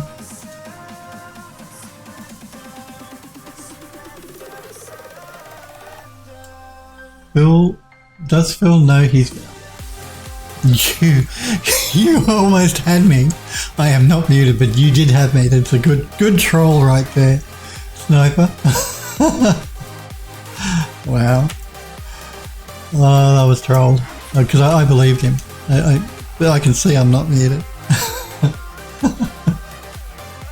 Oh, you guys are evil. Okay. Let's group these together, and we're going to call this garden hallway dirt. Actually, we're going to put a my in front of it because it's mine, so I want to find it easily, and we're going to create a smart material out of that.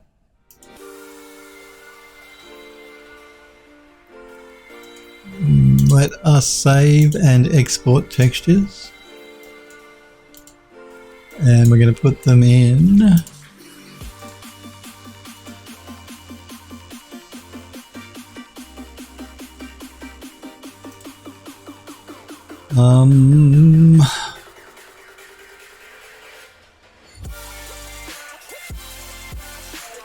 let's put it in the export folder. Garden hallway large column. Yeah, I don't want... Why is there a 2 on the end of that? Oh, I know why. Okay, fine. Alright, fine.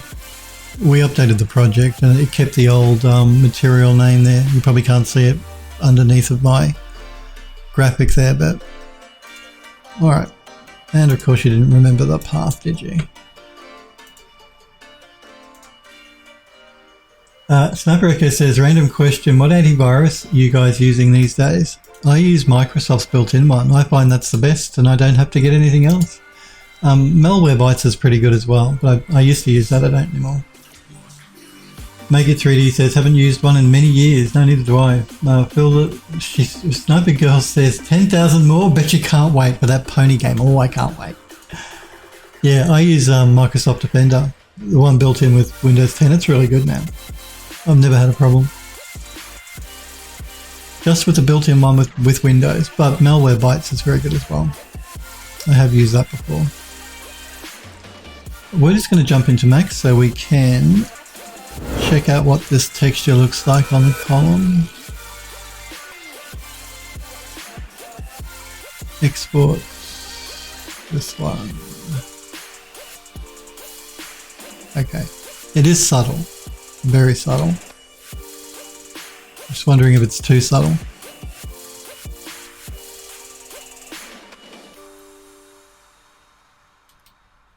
Don't know. Are we too subtle?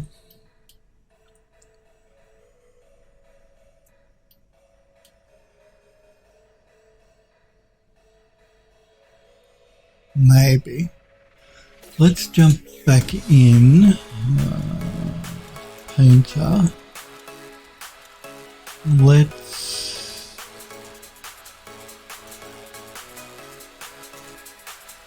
duplicate.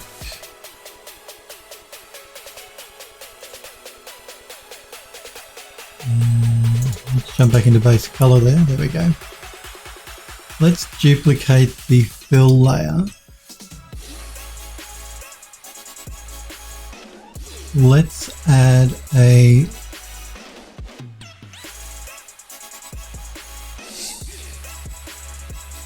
levels to the duplicate.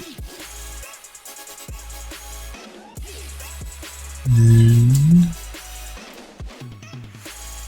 maybe darken up the duplicate.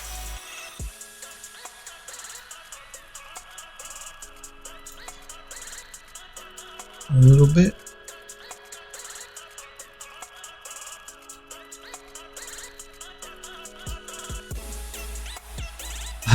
I've got things happening everywhere. That banging you heard before was next door, my next door neighbour. I don't know if you can hear, there's guys with a ladder, because next door to me is another block of flats, and they're rendering the outside of the building. So there's noise there as well. And I'll have the lady next door chopping any minute now, I guarantee it.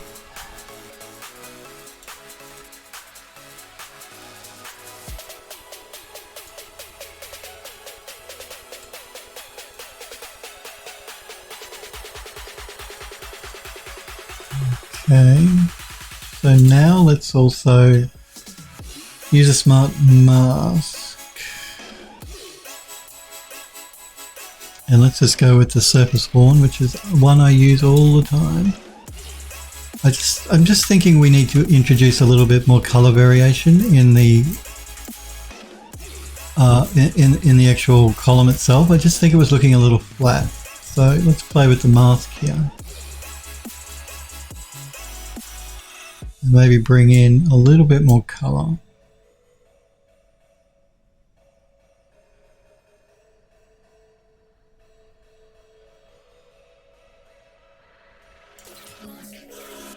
We don't want to blur it.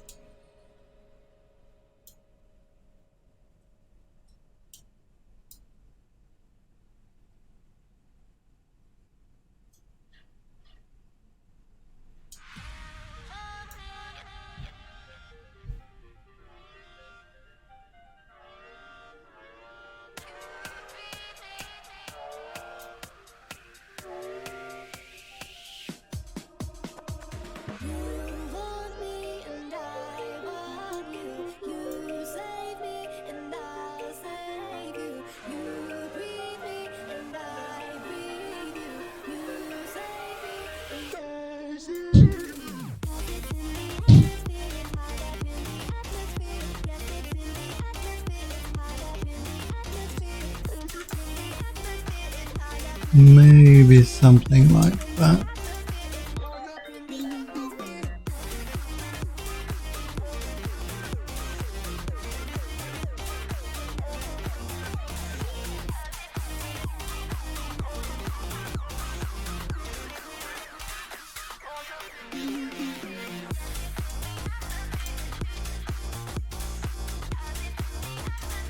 So we got a little bit more variation going on.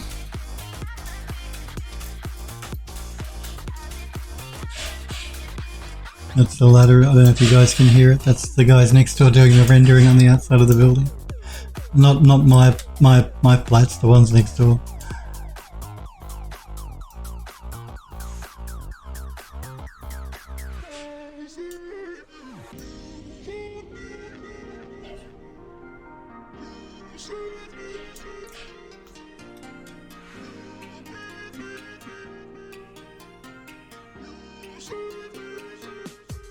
Make It 3D says, I don't even use the Windows antivirus. Sniper Girl says, Windows Defender is good as long as you're connected to the net. If you're online, it sucks due to a lot of its detection requires connection to an online database. Well, I am always connected to the net, so... and I find it good enough. Sniper says, yeah, that's a good point, Sniper Girl. Make It 3D says, I've had 2 virus problems in the last 15 years. Both times because of security issues with Google Chrome browser and not being careful about the websites I was visiting. Well, that's true too. Depends on where you go. I used to use the Norton one, but I don't like that one because it's a resource hog, though, so I would not recommend Norton anymore. Norton antivirus, but it used to be good. Sniper Echo says, I've noticed a lot of people here getting hit with viruses in PDF files. Some are getting through Defender. You'll never get 100%, I guess. Yeah, no antivirus will ever be 100%. That's interesting. Viruses in PDFs. That's not one that I've come across before. I know that you can get viruses in doc files, like Microsoft Word document files. But I wasn't aware you could catch one through a PDF. But I don't tend to open attachments from emails regardless of who they're from, even if they're from people I know, like my work colleagues or anything like that. I don't open attachments from anybody, simply for security. I mean, if they want, and if there is something that someone wants me to open, they have to email me or call me. Like if it's a work person saying, I'm going to be emailing you this document, because they know if they don't tell me ahead of time, I won't open it. It'll be deleted immediately. So for all you criminal hackers out there, not you guys, but because I get sent stuff in the email constantly from people trying to hack into my system. It's obviously general mail outs that go out to millions of people, but I get a lot of them. I think it's because my email address is public online, like on the internet, because of me being a streamer. So I'm constantly getting emails with attachments that saying they want me to open these attachments. That's why I don't do it for anybody, unless I know them and unless they tell me ahead of time that they're sending me something that I need to open. So if you are one of those hackers trying to get me to open one of your attachments, it ain't gonna work. Save yourself the time.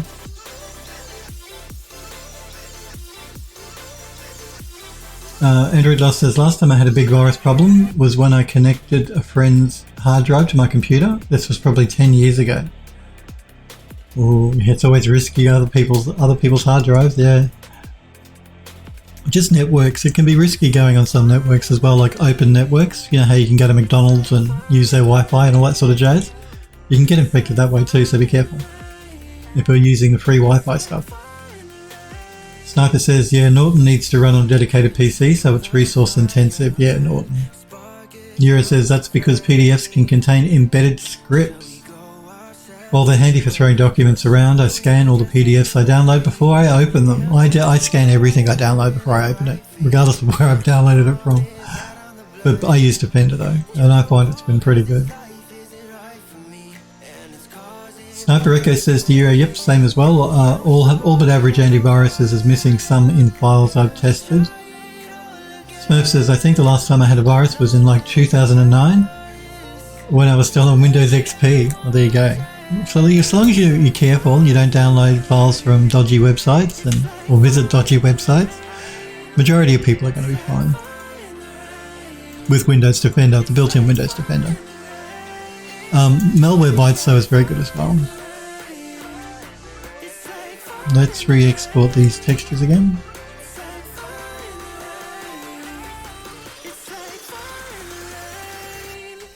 jump back into Max.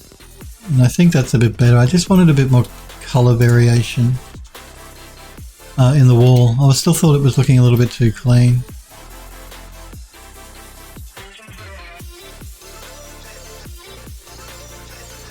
Remember, we're not using PBR material here, so it looks a bit flat. But when we bring it into Unreal, it should look a little better once we get the normal map on it and all that jazz. It's mainly the color I'm looking at.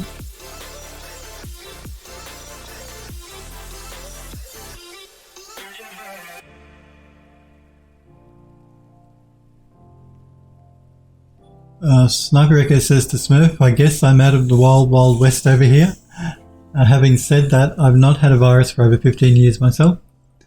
Some people still get hit hard though. Yeah, and some of the viruses are really horrid now because they don't just try and destroy your files, they try and take your PC captive, like, you know, encrypting files and all that sort of jazz, and you have to pay the hackers to unencrypt it. And yeah, not good. So they're getting more evil nowadays. Android Dust says, that's what I was on, Smurf, because I was too lazy to upgrade to Windows 7. But make sure you've got backups, people. If you've got backups, you'll be fine anyway. Just back your stuff up, just in case. That's the safest antivirus you can actually ever have, or the best, is backup. Back up your files. So if, God forbid, anything does happen, you just restore the backup. Android Lost says, that's what I was on, Smurf, because I was too lazy to upgrade to Windows 7. Android Lost says, since then, no virus problems. Nubby says, same, been ages for me. I backed up stuff online. That's another option. Smurf says, as long as your backups aren't live. Well, that's true. Some of these viruses can attack your backup stuff as well. But again, if you're using Macrium though, you're pretty safe. Macrium backup. Because it has it locks the actual backup files themselves, so you can't alter it outside of the program. I'm not sure exactly what it does to the file, but it locks it, so it can't be accessed. The backup file, that is, unless you're using the Macrium software. So that's pretty. They call it. It's like, yeah, I can't remember what they call it. Macrium call it. It's not BitLocker, but they lock the file. Like you can't even download, delete it outside of Macrium because Macrium has this protection on it saying, sorry, this is protected, I won't let you delete it. Sniper says, last time I got hit was some scam. I lost all of my Bitcoin and never got my house for next life. Second Life, isn't it? All that Bitcoin, all that house you bought in Second Life with all that Bitcoin. Smurf says, if the backup drive is connected to the computer, then it's still in danger. Fair enough. My backup drives are not connected to my computer. They're connected via a NAS, but anyway.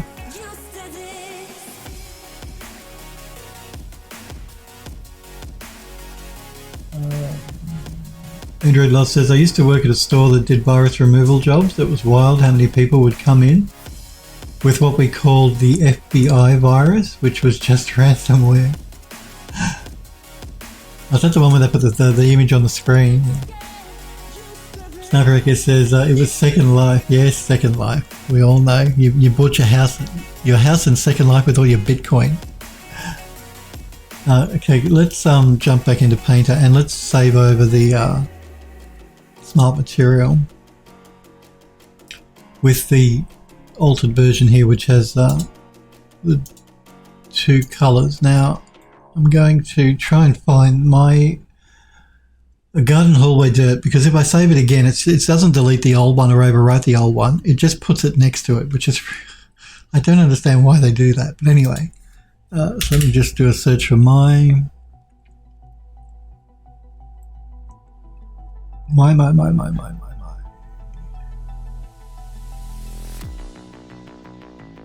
going blind. Where is it?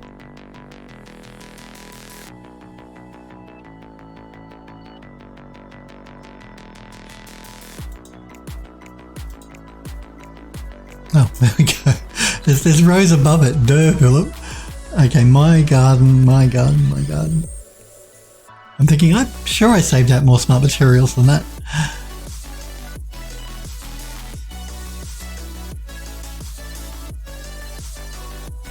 My garden hallway. This is the one we want here. So we want to delete this one. And we want to save this one. There we go. And we want to save this file.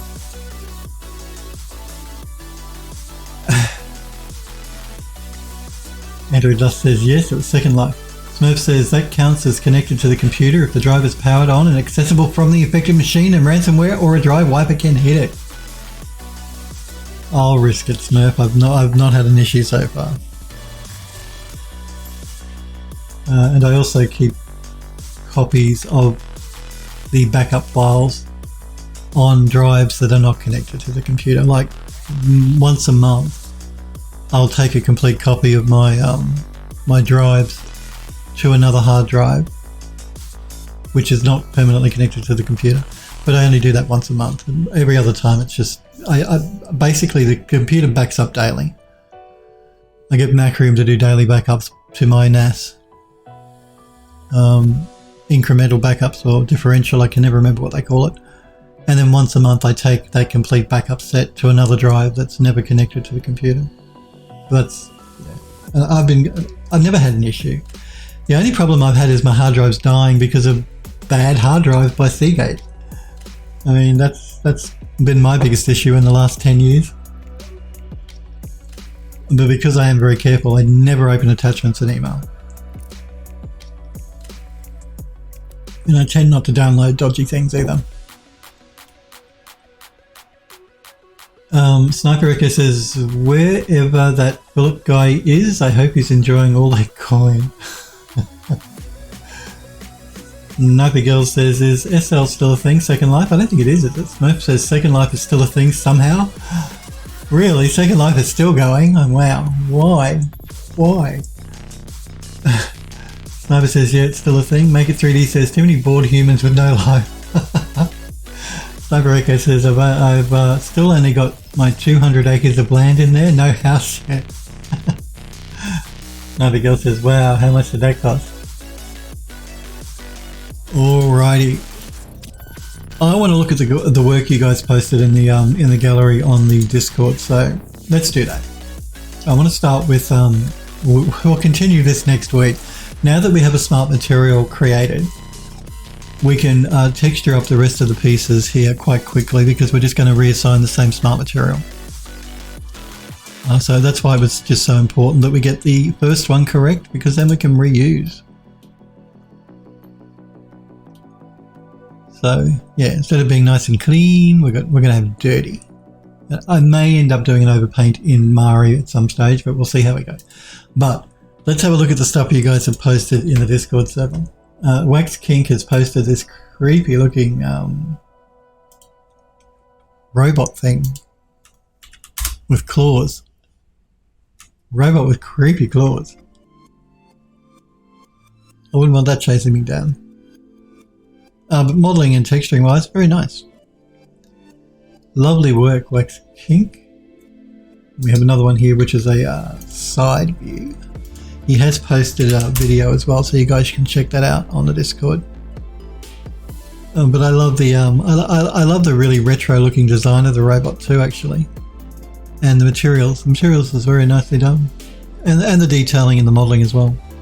It's a lovely model, and lovely texture, and interesting design, and creepy robot.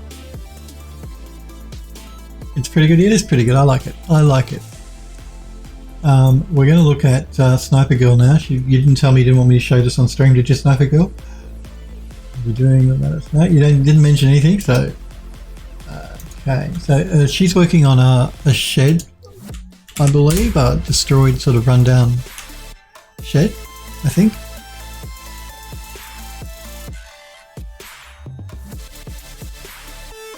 So that's the interior, and this is the exterior.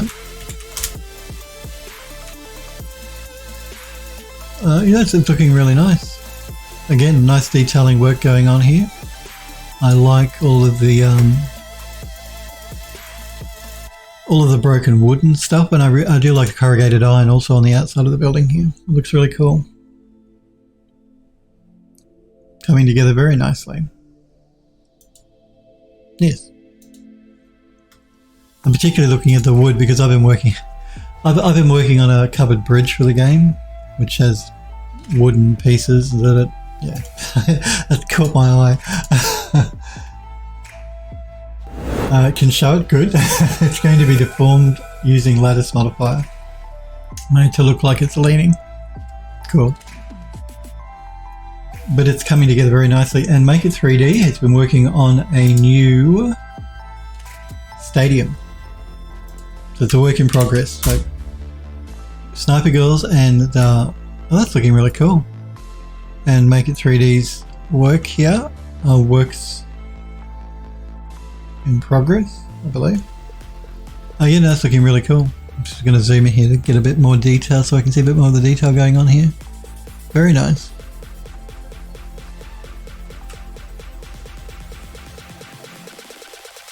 Lovely.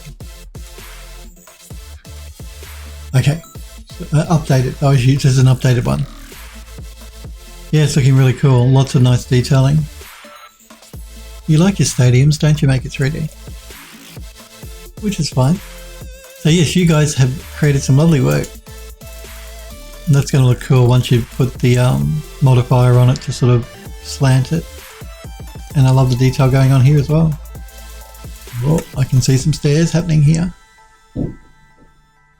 Oh, is that a curved staircase I noticed through here?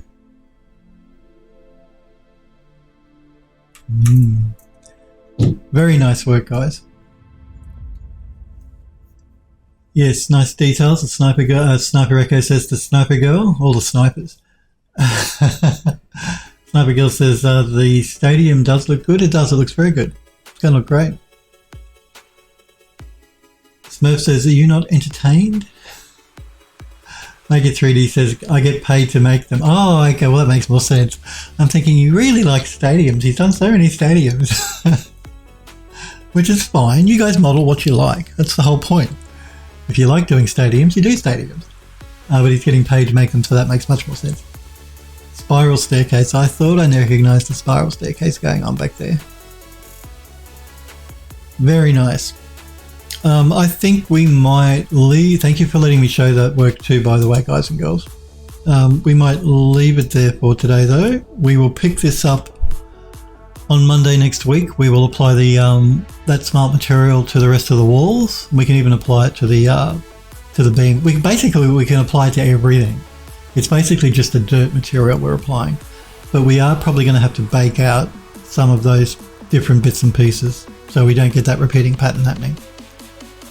So we'll do that on Monday next week. You're quite welcome. I want to thank you guys so very much for hanging out with me, watching and being here. I really appreciate it. Again, thank you for letting me show your work on stream. I'll be back on Monday next week, 5 p.m. Pacific time in the United States. You guys and girls take care, stay happy, healthy and safe. And I will see you all on Monday next week. See you guys.